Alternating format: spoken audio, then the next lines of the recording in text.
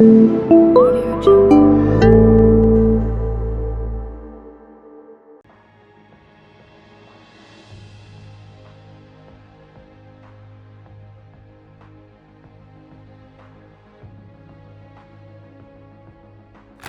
मेरा मेरा जो इनिशिएटिव है ये बहुत पहले से ही था, क्योंकि मेरा पिताजी एक फार्मर था और ग्रेजुएशन के बाद मैंने उनका जो रेस्पॉन्सिबिलिटी है, फैमिली का जो रेस्पॉन्सिबिलिटी है, मैं संभालना पड़ा। तो उनसे बहुत सारे चीज़ मेरे को सीखने को मिला था। और उन्होंने एक बात बोली थी कि तो अपनी ज़मीन में जितना हो सके, तो अभी बड़ा हो रहा है, सारे लोग ये केमिकल फर्टिलाइज़र यूज़ कर रहा है, जितना हो सके ये केमिकल फर्टिलाइज़र कम यूज़ करेगा।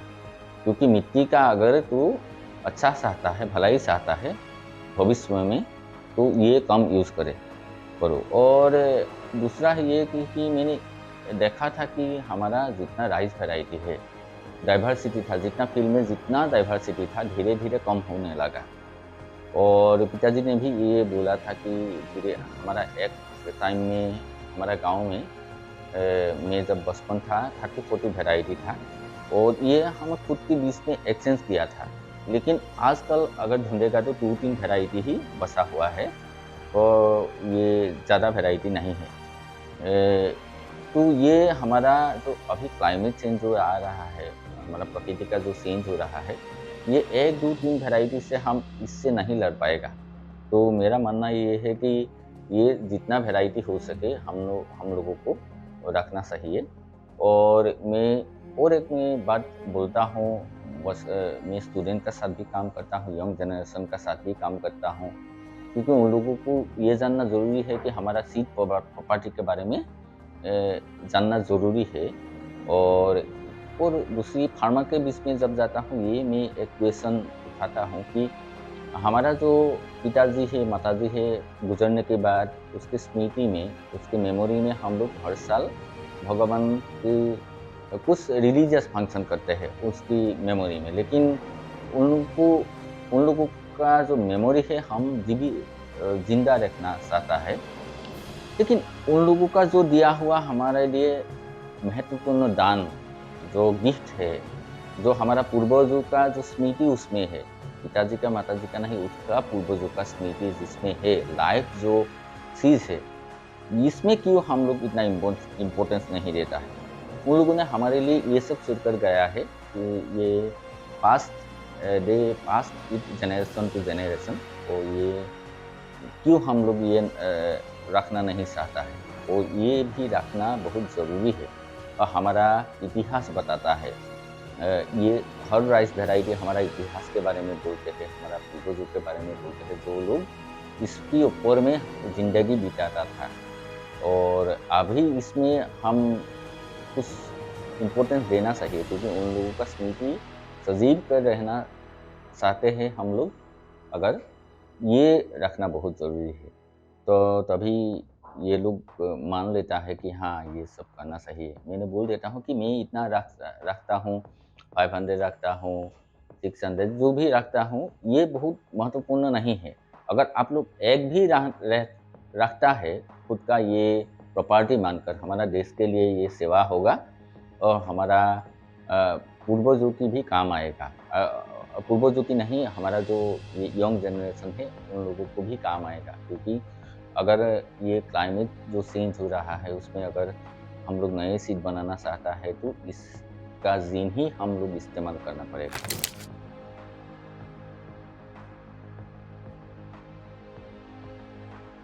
हाँ, ये जो राइस वैरायटी है, मैंने देखा, जब मैंने बोला ना, मैं पिताजी का जो ज़िम्मेदारी है हमारा परिवार के ऊपर में, मैं खुद लेना पड़ा मेरा ग्रेजुएशन के बाद।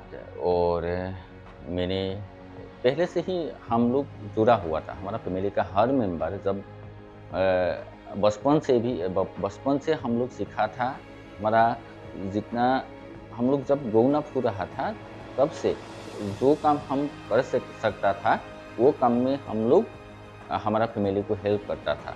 और ये गाय के लिए घास इकट्ठा करना और फील्ड में जाकर जितना हो सके हमारा उम्र के हिसाब से जितना हो सके हम लोग हेल्प कर रहा था। और इसे मैंने देखा कि हमारा पिताजी ने भी बताया, मैंने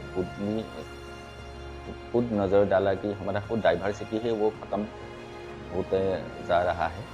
और मैंने जो इंटरनेशनली जो क्या हो रहा है सीड कंजर्वेशन के बारे में, मैंने ये भी उसमें भी कुछ नज़र डाला। मैंने देखा कि वर्ल्ड वाइड एक मूवमेंट हो रहा है कि कंजर्वेशन के सीड कंजर्वेशन के बारे में। और हमारा नॉर्थ ईस्ट इंडिया में बहुत सारे डाइवर्सिटी है, लेकिन इसमें वो जो ये आंदोलन है, ये जो रिवॉल्यूशन है, इसके इतना असर नहीं पड़ रहा था। इंडिया की दूसरी जगह में भी बहुत सारे ये फैलाता था। मैंने खुद डिसाइड किया कि मैंने खुद कुछ काम करना पड़ेगा, तो इसलिए मैंने इसमें आया। और मैं ये जो राइस वैरायटी है, राइस नहीं, जितना हमारा हेरिलूम वैरायटी है, जितना नेटिव वैरायटी है, ये हम लोगों के हाथ से नहीं जाने देना चाहिए, क्योंकि ये हमारा पूर्वजों का दान है। और इसमें हमारा हिस्ट्री छुपा हुआ है, हमारा देश का जो पास्ट है ना, वो छुपा हुआ है इस राइस वैरायटी में। मेरा अभी सीड लाइब्रेरी में 15वीं सेंचुरी का भी सीड है, कुछ वैरायटी है, तो ये रखना बहुत ज़रूरी है। और हमारा ये प्रॉपर्टी है, हमारा जनरेशन से जनरेशन पास होने वाला प्रॉपर्टी है। अगर हम ये दूसरे के हाथ में, हमारा ये हाथ में नहीं रहेगा, तो हम सस्टेनेबल कैसे बन पाएगा। कि मैं ये मानता हूँ कि हमारा जो प्रोडक्शन सिस्टम है, whole production system, food production system हमारा हाथ में रहना चाहिए, किसान के हाथ में रहना चाहिए। सीड, फर्टिलाइज़र, ये सब खुद का बनाना हुआ चाहिए, क्योंकि अगर हम बाज़ार से खरीदने जाएगा तो इसका दाम बढ़ता जा रहा है, और ये हमारा फूड का प्राइस भी बढ़ता रहेगा। सीड में अगर हम पैसा खर्च करेगा, प्रोडक्शन में पैसा खर्च करेगा, तो हमारा जो प्रोडक्शन है वो सस्ते में हम नहीं दे पाएगा, तो कंज्यूमर का भी प्रॉब्लम होगा। और मैं ये मानता हूँ कि ये जो हमारा एग्रीकल्चर जो सिस्टम है, वो एग्री जो कल्चर बोलते हैं ना, कल्चर ही रहना चाहिए। कल्चर रहने से क्या होगा, हमारा फूड क्राइसिस कभी नहीं होगा, क्योंकि सब जुड़ा रहेगा। ये प्रोडक्शन सिस्टम में सब लोग जुड़ा रहेगा, और इसमें हमारा ये फ़ायदा होगा कि हम अगर कुछ कंपनी आएगा, कंपनी के हाथ में ये प्रोडक्शन सिस्टम चला जाएगा, उन लोगों की फ़ायदे के हिसाब से वो दर जो रेट है वो तय करेगा।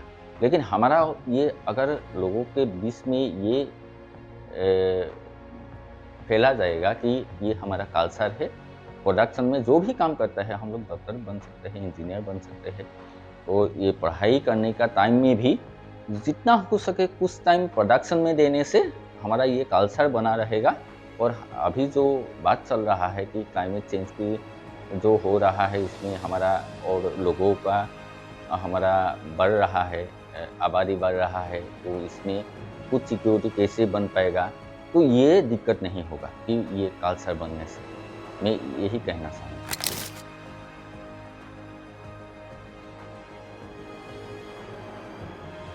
ये हम लोग फार्मर के बीच में नहीं, बहुत सारे ऑर्गेनाइजेशन है जो सीड का काम करता है, वो लोग बेसिकली फार्मर के बीच में ही काम करता है। लेकिन मैं फार्मर के बीच में भी, हम लोग फार्मर के बीच में भी काम करता है, और यंग जनरेशन के बीच में भी काम करता है, क्योंकि उन लोगों को समझना चाहिए, जो यंग जनरेशन है उन लोगों को समझना चाहिए सीड क्या होता है, सीड कैसा प्रॉपर्टी होता है, हमारा इसमें क्या क्या गुण है, और हमारा सीड हमारे हाथ में रहने से हमारा वो क्या फ़ायदा हो सकता है। क्योंकि हम लोग ये बोल सकते हैं कि मैं मानता हूँ कि ये लैंड की बात, ये second basic need of the farmer, ये जो सीड है।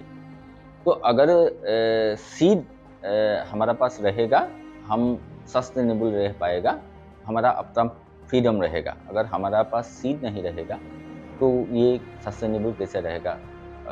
हर सीड के लिए, हमारा फूड के लिए अगर हर साल हम कंपनी के हाथ में पास जाकर हाथ फैलाना पड़ेगा तो ये हमारा सस्टेनेबिलिटी नहीं होगा। और मैं ये मानता हूँ और ये लोगों को भी सिखाता हूँ कि ठीक है, अभी जो आ रहा है इम्प्रूव वैरायटी खुद बना सकता है फार्मर लोग।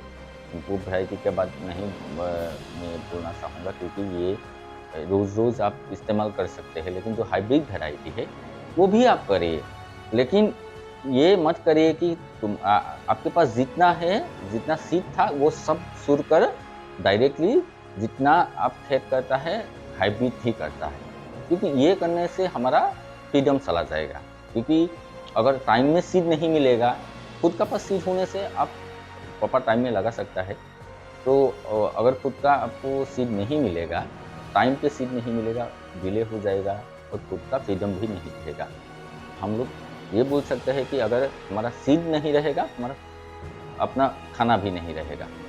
तो इसीलिए हम लोग ये, और एक दूसरी बात है, जो क्लाइमेट अभी जो चेंज हो रहा है, उसमें हम लोगों को नहीं पता अगले दिन में हमारा खेत में कैसे-कैसे असर पड़ेगा। कभी ये अभी तो टाइम ही चेंज हो रहा है, कभी हम लोग जब नहीं चाहता है तभी बारिश देता है, जब हम चाहते हैं तब बारिश नहीं होता है। तो ये चेंजिंग जो क्लाइमेट कंडीशन है, उसमें हमारा ऐसा कुछ सीड है जो अच्छा परफॉर्मेंस दे सकते हैं। कुछ राइस वैरायटी है, ड्राउट रेजिस्टेंस है, कुछ राइस वैरायटी है, वो ट्रांसप्लांटिंग करने की भी ज़रूरत नहीं है। हमारा असम में बहुत फ्लैट प्रोन एरिया है, उसमें लोग क्या करता है, डायरेक्टली सोइंग कर देता है और ट्रांसप्लांटिंग का कोई ज़रूरत नहीं है और काटने में जाता है, खर्च भी कम है और ये फ्लड रेजिस्टेंट वैरायटी है। इसमें भी हम लोग ऐसा हमारा डिफरेंट वैरायटी है।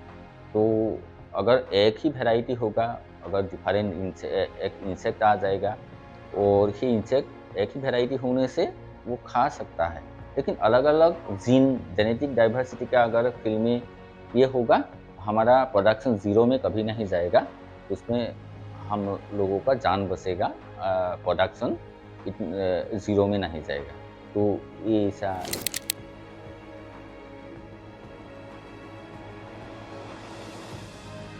हाँ, चैलेंज क्या बोलूँगा, मैं करना चाहता हूँ। मैं तो किसी ने मेरे को वो नहीं बोला है कि ये करो, मैं खुद ट्राई किया है कि ये करना चाहिए, ये करूँगा। तो इसमें कुछ चैलेंज की बात नहीं है, मेरा खुद का अच्छा लगता है। हाँ, मेरा टाइम जाता है, बहुत लोग पूछते हैं कि तुमको क्या मिलता है ये करके? लोगों को फ्री में बाँटते हैं, जो सीड है, तो सीड का वो प्राइस भी नहीं लेता है। हाँ, ये होता है, लेकिन मेरे को अच्छा लगता है। लेकिन अभी जो ये है ना, मैं एक्सपांड करना चाहता हूँ। तो एक्सपांड के बारे में जो बोला है और फ्यूचर के बारे में मैं सोचता हूँ कि अगर हर गांव में एक सीड बैंक होना चाहिए, एक हर गांव का जो सीड है उसका एक मैप होना चाहिए। वो बहुत सारे वैरायटी हम ऑलरेडी हमारा हाथ से चला गया है, लेकिन जो वैरायटी अभी भी बचा है उनको हम बचा कर रखना चाहिए। इसके लिए एक ब्रॉड अवेयरनेस कैंप की ज़रूरत होता है, कंज्यूमर के बीच में, स्टूडेंट लोगों के बीच में, यंग जनरेशन के बीच में, फार्मर के बीच में। और हमारा पंचायत में भी ये करना चाहिए। मेरा बहुत सारे प्लान हैं, लेकिन इसके लिए हमारा फंड बहुत कम है।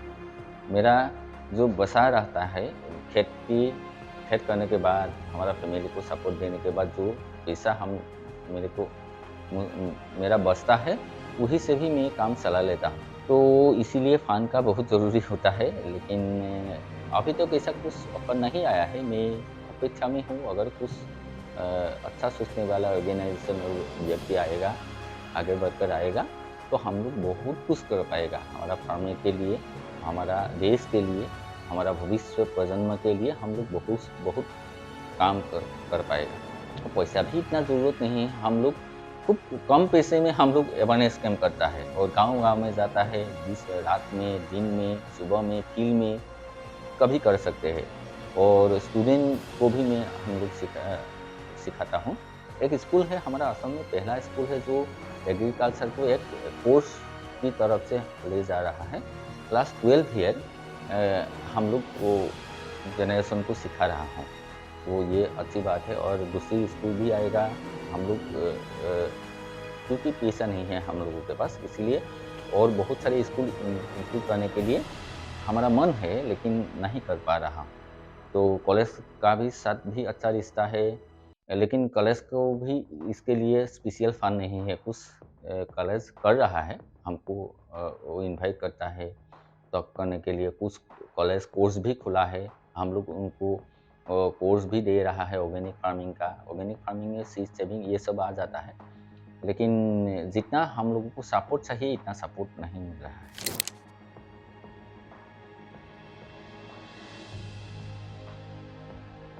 ये मेरा सीड लाइब्रेरी में जितना राइस वैरायटी कंजर्वेशन है, ये हमारा ट्रेडिशनल नॉलेज ही यूज़ होता है। क्योंकि हमारा ये पूर्वजों ने, हमारा फोरफादर लोग ये जानता था कैसे सीड को प्योर फॉर्म में रख सकता है। तो राइस का जो है, जो अच्छा होता है उसमें राइस सिलेक्ट करता है। जिस मिट्टी में जो पोर्शन में मिट्टी का जो राइस का जो स्पाइक है वो अच्छा होता है, इसमें सिलेक्ट करता है और ये अच्छी तरह से रखता है नेक्स्ट जनरेशन के लिए।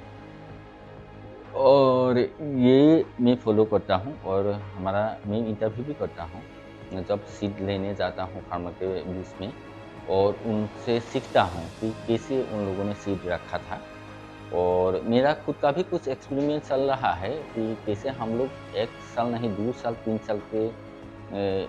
साल के लिए भी हमारा सीड जो अच्छी तरह से रख सकता हूँ। तो अभी ये नहीं बता सकता हूँ कि कैसा काम करेगा, लेकिन खुद का जो ट्रेडिशनल है, जो ये साइंटिफिक जो ये है ना बात होता है, ये हम लोग इतना फॉलो नहीं करते हैं, लेकिन पढ़ता है। लेकिन हमारा जो ट्रेडिशनल नॉलेज है वो हमारा साइंटिफिक नॉलेज का बराबर था। उन लोगों का कुछ मॉइस्चर मेजर करने के लिए मॉइस्चर मीटर नहीं था, तो ये सब नहीं था। लेकिन उन लोगों का जो हाथ में लाकर, और ये कुछ तरीका था जो मॉइस्चर जो कि जितना होता है वो कैसे मेंटेन होता है, उन लोगों को महसूस करता था। ऐसे ही हम लोग रखते हैं और लोगों को भी एनकरेज करते हैं कि ऐसे रखने से हमारा सीड अच्छी तरह से हम लोग रख सकते हैं।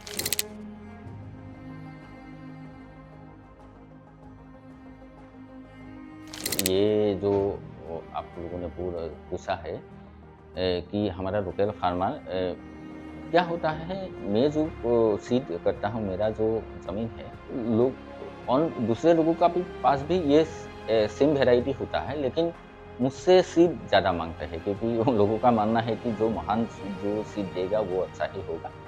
और दूर-दूर से मुझसे सीड लेने के लिए लोग आता है, और बहुत सारे लोगों को मैं सीड देता हूँ फ्री ऑफ कॉस्ट। और अच्छा लगता है जब बोलता है कि आपने लास्ट टाइम में जो सीड दिया था बहुत अच्छा परफॉर्म किया था। ये सुनकर मेरे को बहुत अच्छा लगता है। और लोकल कम्युनिटी जो बहुत सारे लोग हैं ना, मेरा इसमें आता है और मेरे को हेल्प करता है अलग-अलग टाइम में, ट्रांसप्लांटिंग में और हार्वेस्टिंग में कुछ मेरे को मदद भी करता है। तो मेरे लिए ये अच्छी बात है कि बहुत सारे लोग एनकरेज करते हैं जो काम कर रहा है। ये अच्छा काम है हमारा अपना के लिए, तो अच्छा लगता है हमें।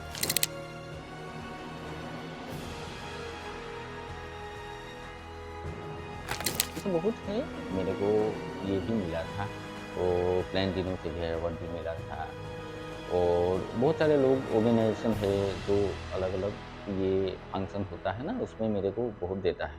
वो ये एनकरेज करने के लिए मेरे को वो ये संबर्धना जनाता है वो लोग। लेकिन मैं मानता हूँ कि पहले हमारा असम में इतना सीड के बारे में अवेयरनेस नहीं था, सीड कंजर्वेशन के बारे में। जब मैंने काम किया उसके बाद अलग-अलग पेपर में, अलग-अलग ये न्यूज़ चैनल में मेरा काम ये उन लोगों ने पब्लिश करने लगा। उसके बाद लोगों के बीच में वो ये आ गया है, हमारा सीड कितना ज़रूरी है, ये रखना क्यों ज़रूरी है। ये एक सक्सेस के हिसाब से ले सकते हैं हम लोग।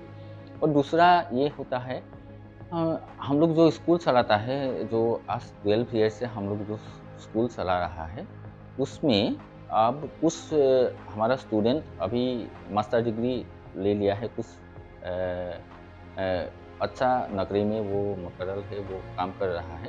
लेकिन वो अभी कभी-कभी आता है हमारा सी लाइब्रेरी दर्शन करने के लिए। जब बचपन था उन लोगों को सिखाया था मैंने।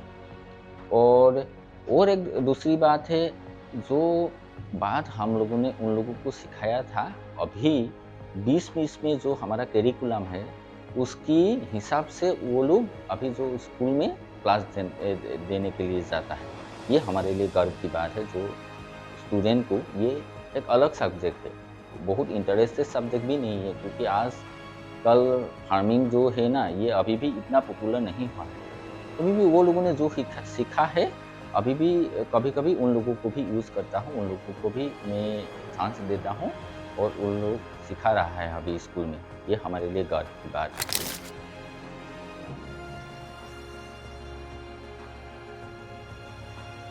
हाँ, हमारा देखो, मेरा कुछ रजिस्ट्रेशन नहीं।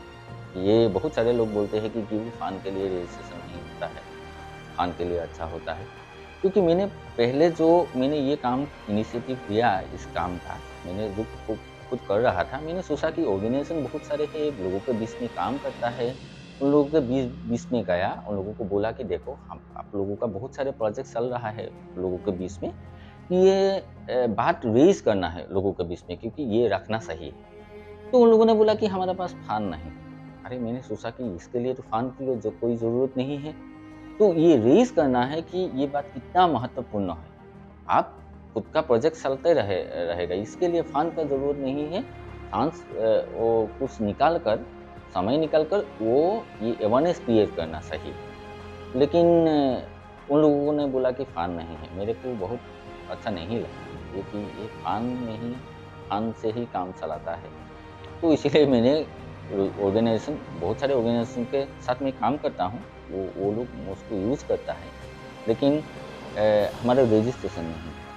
एज़ ए रिसर्च पर्सन में हम लोग काम करते हैं बहुत सारे ऑर्गेनाइजेशन के साथ, असम के प्राय सब प्रायो जो ऑर्गेनाइजेशन है, उन लोगों के बीच में काम करता हूँ।